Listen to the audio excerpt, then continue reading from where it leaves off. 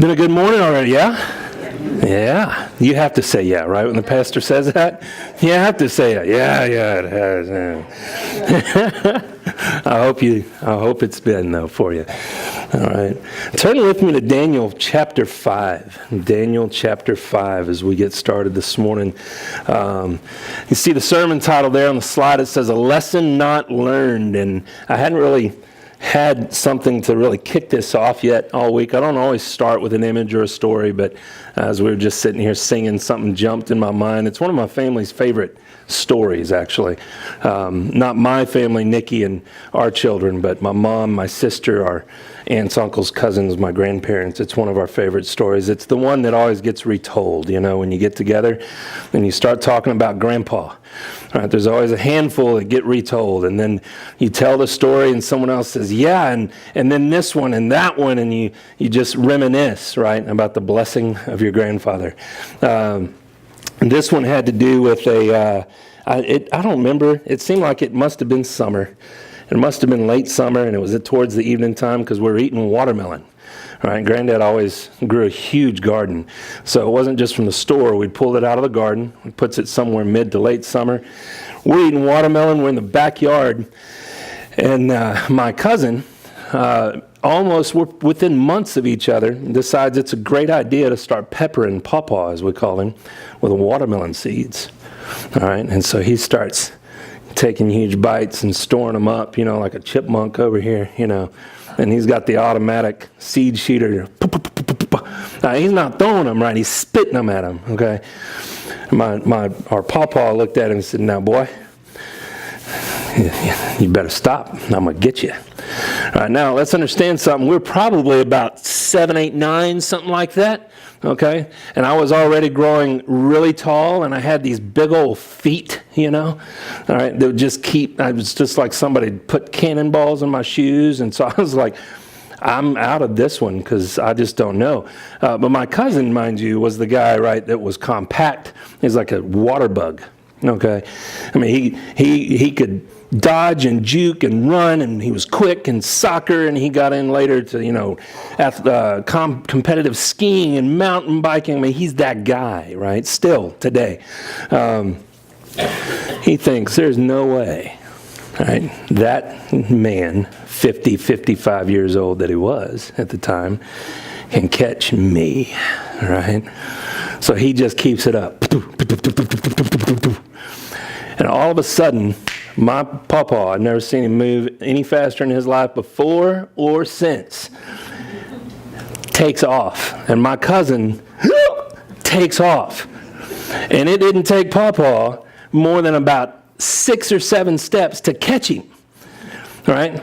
And he caught him, and he was mostly done with his watermelon rind. Yeah. You know what's about to happen, right? And he caught him by the scruff of the neck, and he went down, and down went the rind. And all its gooey gloriousness, right? And made it just nice and sticky, right? And you know what I learned that day, right? Don't mess with Pawpaw. Right? Don't do it.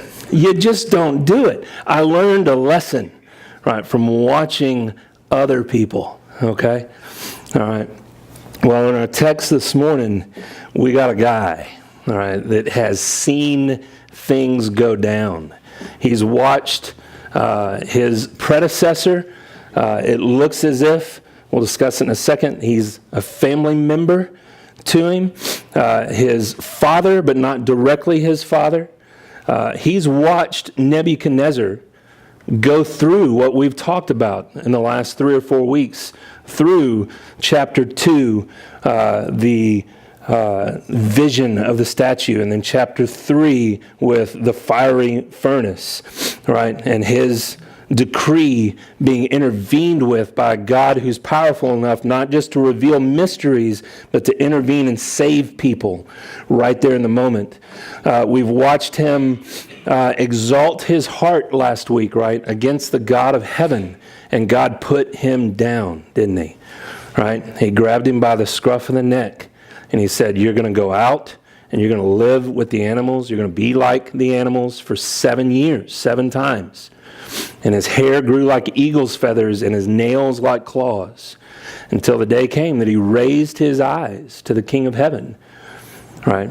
And he acknowledged him as the sovereign God, and he praised him, and he honored him, and he blessed him. And Belshazzar, who we're now with in chapter 5, Nebuchadnezzar is now gone. We'll miss him, right? He's gone, okay? Now we're looking at Belshazzar. Belshazzar has seen all of that happen, and he's seen God shake Nebuchadnezzar by the scruff of the neck, and he's seen Nebuchadnezzar respond. He's seen it all go down, and he doesn't learn his lesson, right? So that's what we're looking at here in chapter 5 this morning. You ready? Just for a few minutes together. So, all right. So let's go to the text there, chapter 5, and let's just walk through this in the time that we have together this morning. Pray that the Lord would bless us and encourage us and exhort us and even admonish us where we need the admonishment. So we drop into chapter 5 of the book of Daniel, and it says there, Belshazzar the king, right off the top, right? Belshazzar the king is having a great feast for 1,000 of his nobles. He was drinking wine in the presence of the thousand.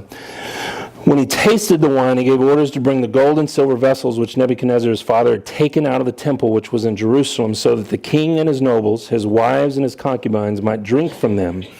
And then they brought the gold vessels that had been taken out of the temple, the house of God, which was in Jerusalem. And the king and his nobles, his wives and his concubines, drank from them. They drank the wine and praised the gods of gold and silver, of bronze, of iron, of wood, and of stone. And so just to catch us up, Daniel doesn't give us the history of the nation. Nebuchadnezzar, we pick him up in the book of Daniel, year 605 BC.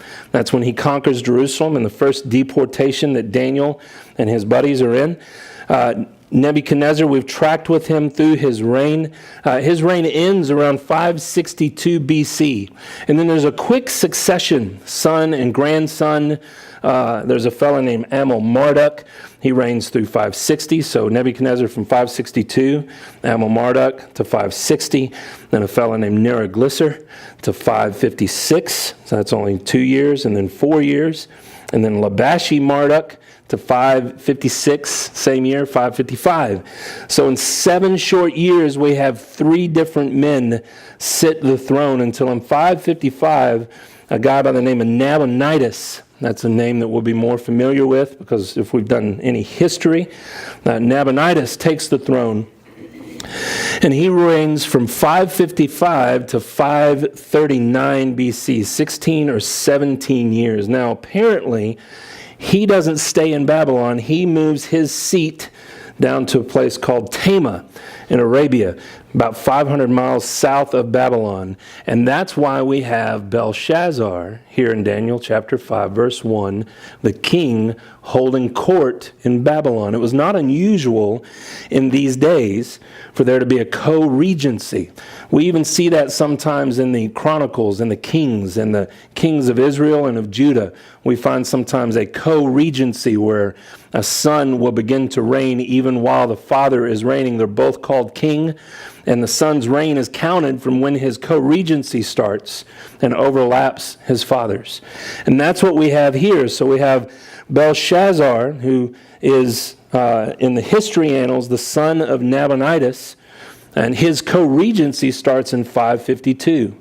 And so from 552 down to 539, you have Nabonidus over in Tama in Arabia as the king of the land. You have Belshazzar, his co-regent, his number 2, his son in Babylon, and he's holding court there. Now an issue comes up in verse 2, you may have seen it, where it says, he gives orders to bring the gold and silver vessels that Nebuchadnezzar, his father, had taken out of the temple. All right. Remember, we're in a portion of this book where it's in Aramaic, and so as we go and we look at that word for father in the Aramaic, even as we look at it in the Old Testament and in the usage in the Bible, it can mean a couple things. It can mean father. It can mean father in the sense of grandfather or ancestor, right? It can also just mean predecessor, all right? It's not clear. We have history, cuneiform text telling us Belshazzar was Nabonidus' son. We have the Bible telling us Nebuchadnezzar is his father. There seems to be some hints in the history annals, and this is the best understanding we have. Remember, Scripture does not err, so we seek to understand what we have in front of us with what we have to interpret it with, right? It's likely that Nabonidus, when he takes over from Labashi Marduk, Nabonidus is not in the line of Nebuchadnezzar. All right, he's a usurper to the throne. And so what often usurpers do to seal the validity of their owning the throne, they'll marry into the family, right? So some suppose that he married a wife, right, one of the wives of Nebuchadnezzar. Maybe some suppose maybe a daughter of Nebuchadnezzar, and that there was either Belshazzar was already born and he adopted him, or that he married the wife or the daughter and then the child was born. And so that Belshazzar is legitimately both the son of Nabonidus and the descendant or the son of Nebuchadnezzar. Does that make sense? That seems to make sense of the text and what we have in history, and it's congruent with the culture. All right? And so here we have Belshazzar, and he's holding a great feast. So now we understand, just in case someone goes, problems in the Bible. Daniel 5, 1 and 2. See, now you're set. You can answer the question, right? Okay. So now we have Belshazzar, the king, the second in command, the co-regent of the nation, and he's having a feast there for 1,000 of his nobles, it says, and he's tasting the wine, or he's drinking the wine in the presence of the 1,000. Now, when you do some study, and I didn't do the study, I relied upon some guys that did the study, but it was pretty commonly stated out there that it was unusual for the Babylonian king to actually eat in the presence of the others at the banquet. Normally what they would do is they'd put up some kind of a partition, a screen, a curtain, and he would actually eat in a separate room. And so it's significant then that he's not just drinking the wine or having the feast with them and doing it in the normal way, but he's doing it in the presence of the 1,000 being the nobles that he's gathered there together, right? And so that kind of starts to beg then for an explanation. Why is he doing this? Well, when you look at this, by the end of the chapter, flip over if you want to verse 30. What happens to Belshazzar there in verse 30? Verse 30, verse 29, yeah, 30. He's dead. Right? He's dead. I'll go ahead and give you the end of the last chapter of the book, okay? I don't have to read ahead. All right, spoiler alert. Close your ears. I'm not listening. No, he's dead. He's dead this night. All right, this is his last night on earth, and this is the last night of the Babylonian Empire. It has now come. You remember a dream about a statue?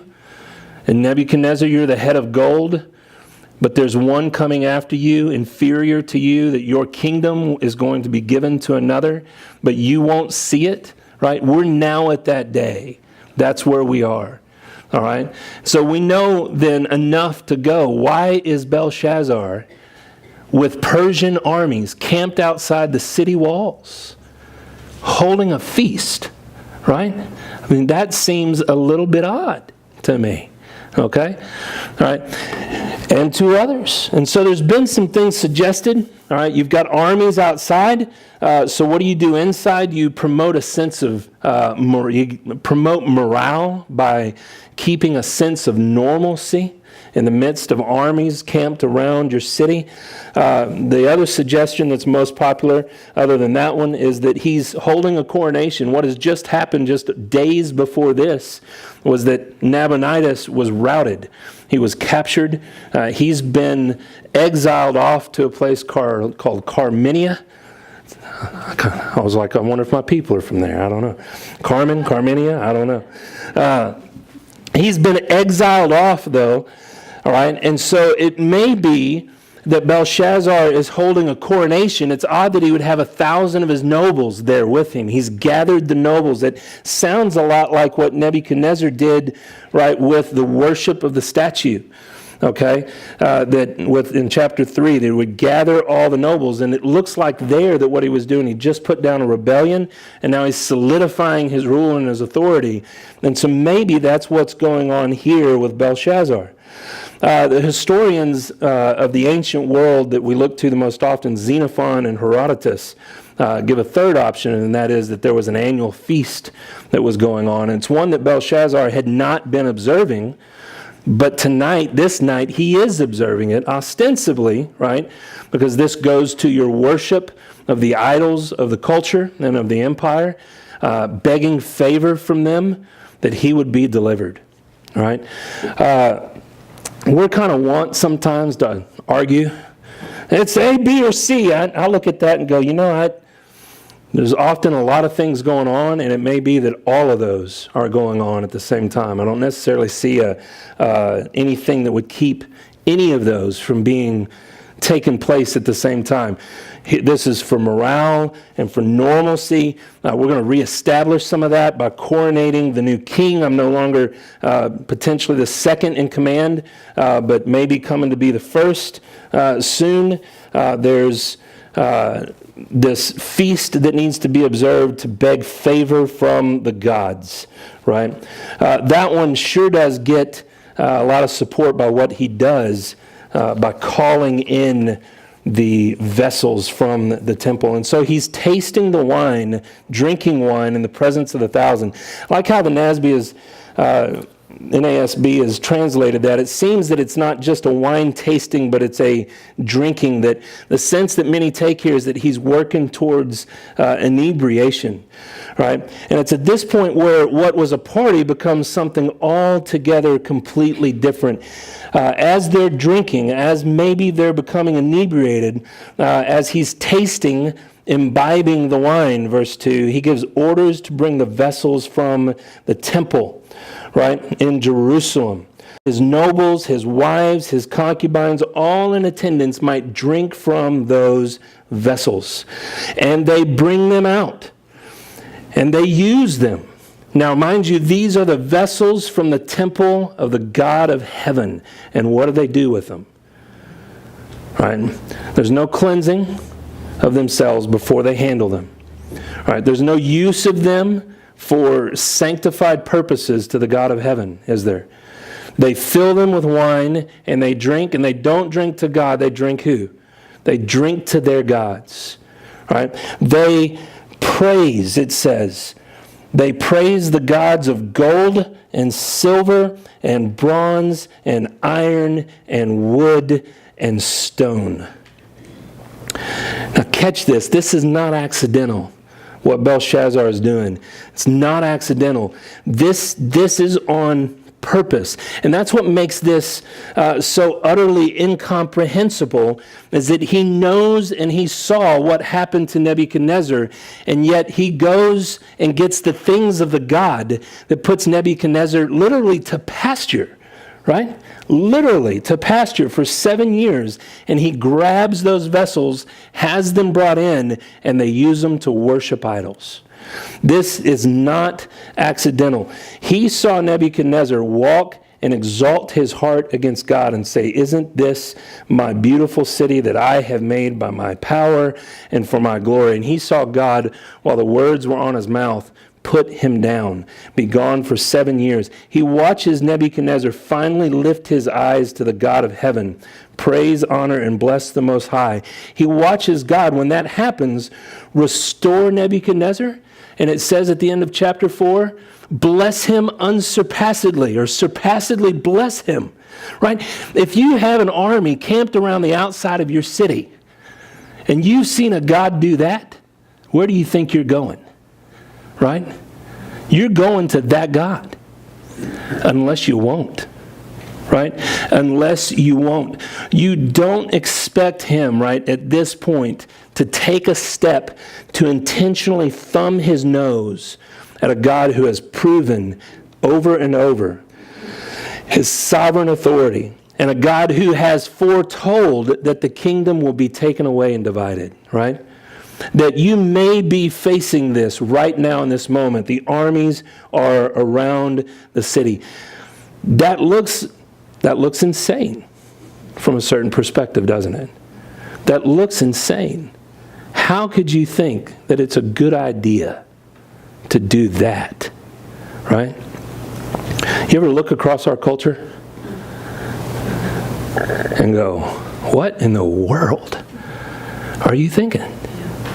Right? How could that conceivably be a good idea?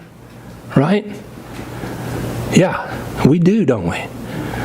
Why does that happen? It happens simply and succinctly because of the pride of humanity. Right? That is the only thing. That's what you see happening here, and it's the only thing that explains it. Romans 1:18, that men suppress truth by their unrighteousness. Go study that verse sometimes, and then everything that flows down from that. Right? Romans 1:16, right? That I am not ashamed of the gospel, for it's the power of salvation to those who believe. Right? Followed immediately by, but men suppress truth. How do they suppress truth? They suppress it by their unrighteousness. It's not that truth is unknown. It's not that truth is somehow completely hidden and mysterious. Truth is known. We know from Scripture God has spoken, right? It says right there in 1:18 and 19 that for God has revealed His invisible attributes and His eternal power through creation.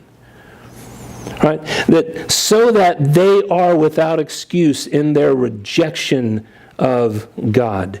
And they subject the truth by their unrighteousness. The instrument of subjection is unrighteousness. And when we're committing unrighteousness, what are we doing? It's all about me in some way, shape, or form. It doesn't matter how much you justify that it's about them, right? That you love, or that it's about the good, right? It's about me at the end of the day. And I'm justifying the doing of it, right?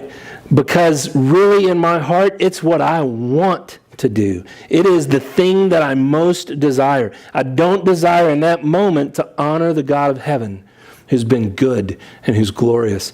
I'm rejecting Him and I'm doing what I want. And I'm suppressing the truth of the knowledge of His presence and who He is by doing my unrighteousness, right? That's who men are apart from Christ. There's no struggle really with it. There's no hardship to it. There's no morality, no conscience to it.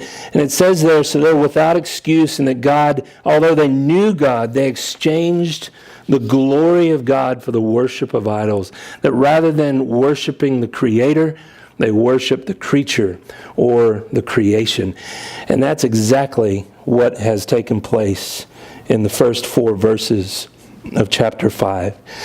Belshazzar knows. Belshazzar rejects God. Belshazzar, by the act he does, reviles God.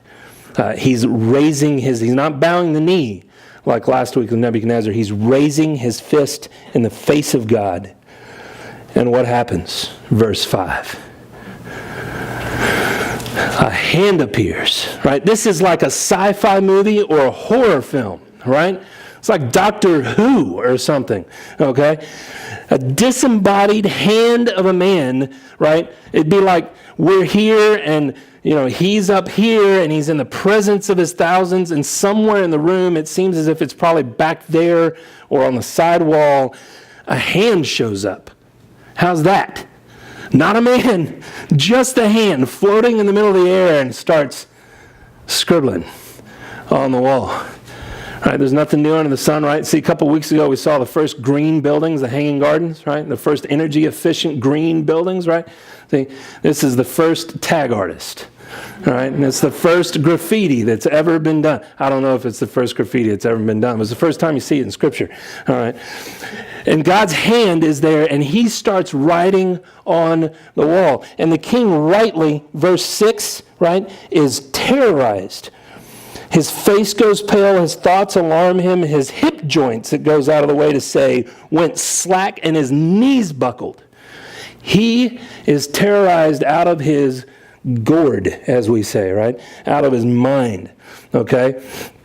So verse 7, he calls the wise men and the counselors to come and to look at this.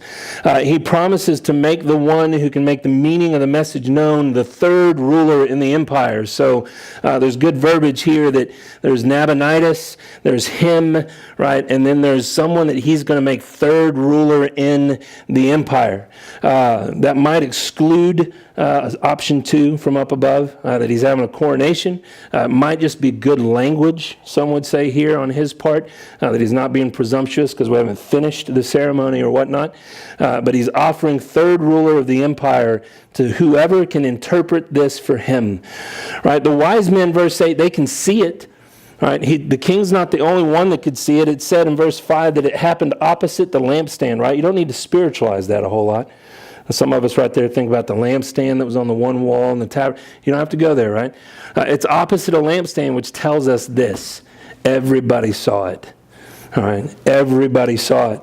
The writing, some people want to surmise that Belshazzar was having some kind of a mental issue and he's the only one that can see the handwriting on the wall. All right? The lampstand makes it visible. He calls the wise men in. They can see it and read it. They can't interpret it. They can't understand what the import of it is. He's alarmed, verse 9. The nobles are perplexed. It takes the queen showing up in verse 10 to remind him, hey, there's a man. Right? As you have put the whole episode of Nebuchadnezzar and what has happened with him out of your mind, you've forgotten the guy that can help you out in this moment. There's a man in whom, verse 10, is the spirit of the holy gods. In other words, we're back now to that verbiage in chapter 4 that Nebuchadnezzar was using before he bows the knee, right? That you have the divine spark in you. We're not acknowledging the God of heaven. We're not worshiping him, but I'm acknowledging that you've got the line to the guy or one of the guys. Right? And so she says that. Daniel's called in. Verse 12, verse 16, he's offered third place in the kingdom if he can interpret the writings. Verse 17, he refuses. He says, keep your gifts for yourself or give your rewards to someone else. Now, he's going to accept them in just a few short verses. And so again, you ask, why does he say no here and accept them there? Most common answer that seems to be correct is that he's letting the king know you're not going to, again, this has been Daniel all the way through, right? You're not going to co-opt me. Right? I'm not going to give you a favorable interpretation, okay? Keep your gifts, right? I'm going to tell you the truth, right? And once again, let's just digress for a moment. Once again, right, we are reminded of Daniel. The book is about a God who is sovereign, and a God who is sovereign over kings, Nebuchadnezzar, now Belshazzar, right? A God who is sovereign over kingdoms. And Daniel stands here the whole time throughout the book unshaken. He's the foil, really, to the kings that won't bow the knee to God, the kings who are prideful. There's Daniel, constantly humble, right? Consistently humble, under the authority of God. He's humble, but he's not weak, right? When you think of a humble guy, when we seek to become more humble, don't we have in the back of our mind a lot of times somebody who's weak? So that don't jive well in Wise County, right? I mean, that's not a man's man, right? Not humility in the sense of weakness, right? Or humility in the sense of softness, right? That's not how we want to roll around here, right? We want men, okay? Well, Daniel's a man, and he's God's man, and he's a man's man. He's humble, not weak. He's humble, but not ignorant. He's humble, but he's not unwilling to confront or to speak or to tell truth. When he's telling truth, he's deferential, right? He's respectful, but he's direct, right? He's bold. He's truthful consistently. So Daniel's a man's man. He's a humble man. And so we got the pride of Belshazzar. We got the humility of Daniel, again, being contrasted with one another, right? All right, this is the role that God's people serve as God allows them to be where they are in their vocation, in their community, with their neighbors, right, in our culture. Right? There's never any certainty that what you do will change the world. Right? You stand, you speak truth, you have the character of God, you do it humbly, you be strong, right? And you let God do with that what He's doing. He's using you and His sovereignty to accomplish what He is accomplishing. That's our place, right? And that's what God's people have always done, except and unless our own hearts, right, are infected with pride. You struggle with that ever? Right? And you struggle ever with that? Some of us would say yes immediately. Some of us say no. I struggle more with depression, with uncertainty, with those kinds of... Let me tell you, it's all the same thing. All right, you want a really good resource on that, you'll pick up Ed Welch, When People Are Big, God is Small. And it's a wonderful book. That it's the same thing to be angry, right? Because you're not getting what you want, and to be depressed. Why you get depressed? Because you ain't getting what you want. All right? It's the same thing to be boastful and arrogant and prideful and look at what I've done, right? As it is to be, woe is me and I'm worthless and I've never done a thing that's worthwhile.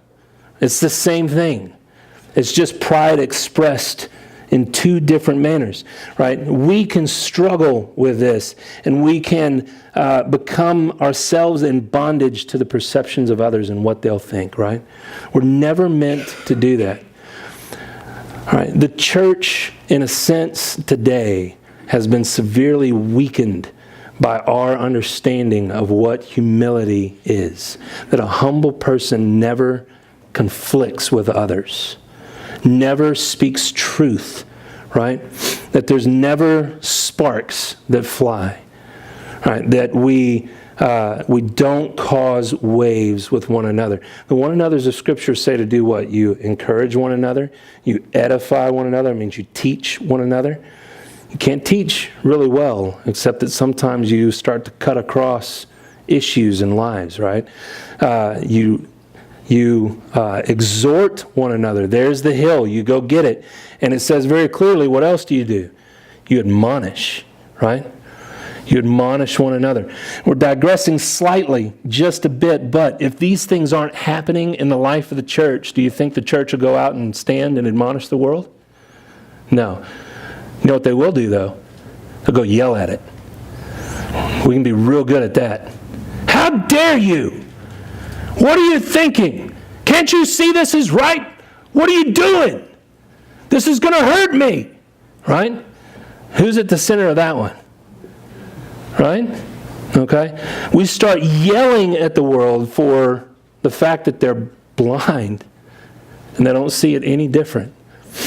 The God of this world, right, has blinded the minds of unbelievers. Unbelievers are suppressing truth on purpose by their acts of unrighteousness. Yelling is not going to solve the problem. Looking like Daniel has looked throughout this book, submitted to the authority and the sovereignty of God in his life. Humble, but knowing the truth of God and always willing to speak it, that God can use to change things, right?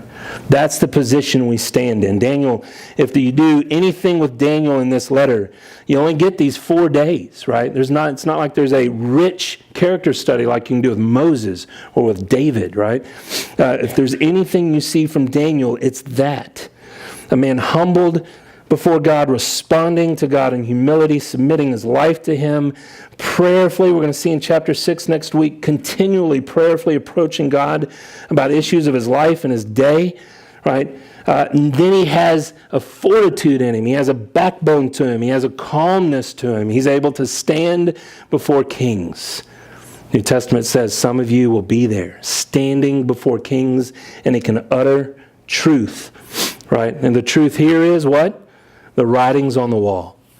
right? That old cliche that must have come from this text, right? The writing is on the wall. Daniel's been summoned. He's been offered the reward. He refuses the reward, verse 17. Verse 18, then down to 21, he reminds Belshazzar of what he already knows about what happened with Nebuchadnezzar, that God had bestowed upon him grandeur, that all the peoples and nations feared and trembled before him, that he held the life of men in his hands. He could have them killed. He could have them spared. He could elevate them and he could humble them. He had, in a manner of speaking, the authority of God on earth. He did that which God does. These are things Scripture talks about God doing, right? Giving life and death and elevating and humbling men. That was Nebuchadnezzar, but he lifted his heart up. His spirit becomes so proud, verse 20. He behaves arrogantly, he's deposed, his glory is taken, he's driven away. Until he recognizes, in the end of verse 21, that the Most High is ruler over the realm of mankind, and that he sets over it whoever he wishes. And that yet you, at the beginning of verse 22, is profound. It's thrown forward in the sentence to be emphasized, but you, right? So in doing that, there was Nebuchadnezzar who exalted his heart, God humbled him, and he repented, but you have exalted your heart before the Almighty. You didn't humble your heart, even though, there it is, verse 22, you knew all this, right? Even though you watched Papa chase Nebuchadnezzar down and put his face in the watermelon rind. See? You knew it. This is not, it's not unknown to you. It's not a mystery. You knew that God had shook him by the scruff of the neck and what God had done. But you haven't humbled your heart. And you instead have exalted yourself against him. In the moment of your need, instead of going to him in repentance, you have exalted your heart. You brought out the vessels of the house. You had everyone drink from them. You praise the gods of silver, gold, bronze, iron, wood, and stone, which don't see, they don't hear, they don't understand, they're not real. But the God in whose hand are your life breath and your ways. God who's sovereign. The one who's in control of it all. You didn't glorify. Then, this is Belshazzar's moment, like Nebuchadnezzar's when he exalted his heart. Then, immediately when you did that, the hand was sent. And this inscription was written. And this is the inscription which is now on the wall. Many, many, tekel upharsin. Right? And this is the interpretation of the message. Many. It's a word that means to weigh or to count. And so God has numbered your kingdom and put an end to it. Some would see, I think, in the duplication of the many, many, that it's not just the kingdom that is measured and the end is coming, but it's Belshazzar that's been measured and his end is coming. And he dies this very night. Right? That God has numbered your kingdom and put an end to it. Tekel, a word for weighing on scales. You've been found deficient. And then upharsin, which comes from this word peres. Your kingdom has been divided and given over to the Medes and the Persians. And there's an interesting wordplay there. The PRS, right? These ancient languages just wrote the consonants. And then you'd have things around the letters that would tell you what the vowels were in between. And so the same root there for divided and Persians, right? Not just in the English, all right? But it's actually that way in the language, okay? All right. And so your kingdom has been divided, and not just divided, right, but being split up. It's being given over to someone else, and they're going to divide it as they wish. There is the interpretation, right? That you have exalted your heart against God, and while Scripture so often says that God is patient and long-suffering and gentle and kind, as he's talking to his people, the people of God, of Israel in the Old Testament, and he's saying, return unto me, right? There comes a day where that's no longer possible. And you don't know it, but your time is up. And it's up for him. He clothes Daniel with the necklace and the robe and issues the proclamation, Daniel's the third in the kingdom, for about 3 hours.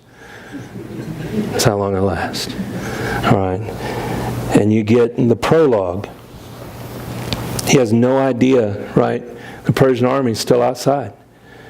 Right? It's outside an outer wall that stretches 17 miles around the city.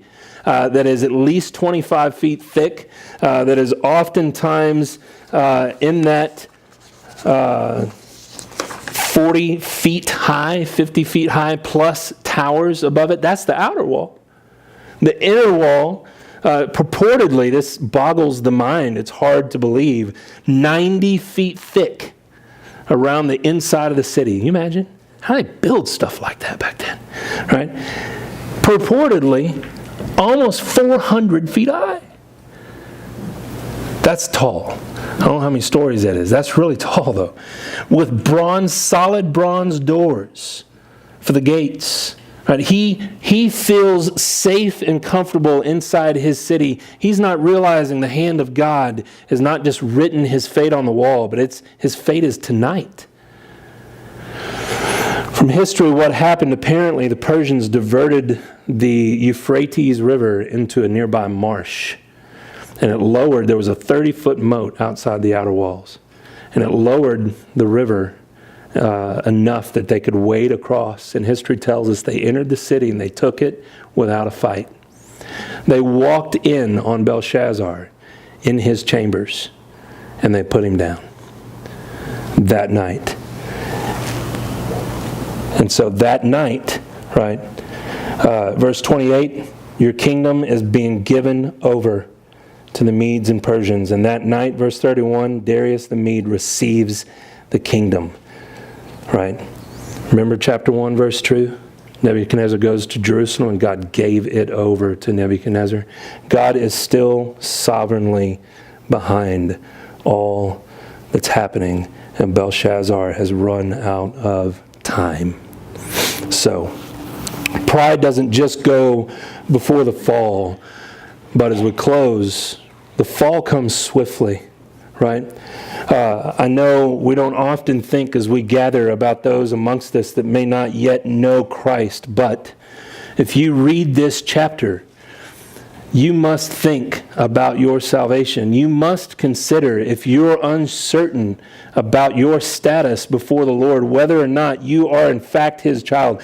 If you are resting your certainty of heaven and your hope of glory on the fact that you've been in church your whole life, right? Or the fact that you've read your Bible consistently, or the fact that you've done XYZ good, right? You're in trouble, okay? And you are exalting your heart before the God of heaven. And you need to see the writing on the wall, because God has spoken His truth that the end comes, and the end comes quickly. It comes like a thief in the night. And when it comes, there's no more chance. You need to bow the knee to the God of glory and understand what Christ has done for you in taking the wrath of God for sin. Your sin, God's wrath, man's hatred. He took it all so you wouldn't have to. And if you would believe in Him and that God raised Him from the dead, that He is God-man, the eternal Son of God who died for you, confess Him. Believe Him in your heart. Confess Him as risen from the dead. Give yourself to Him as His servant. Humble your heart. Honor God with your life. That's your salvation, right? That's your salvation. Something God did for you that you can't do it for yourself. Hear the warning in chapter 5 and heed the call. Christian, if you're here today, right, it calls us to examine our hearts, doesn't it? Right? Would we be like Daniel? Would we have a true biblical Christ-like humility that has strength to it, even as it has peace to it, that has clarity about truth, and that will compassionately speak that truth to the world. Would we heed the warning of this text and remember Hebrews chapter 12 where God disciplines his children? Or 1 Corinthians 11, we just took communion today, where Paul tells the church there, you're not paying attention to how you do this, you're doing it wrongly. And because of it, some of you are sick and you're even dying under the hand of the discipline of God, right? That God will discipline us even enough to bring us home, rather than have us sully his name, right? Church, let's be those who are confident in a God who is sovereign, who are clear about his goodness and his mercy, and who can compassionately speak those truths and do it clearly and boldly in our day.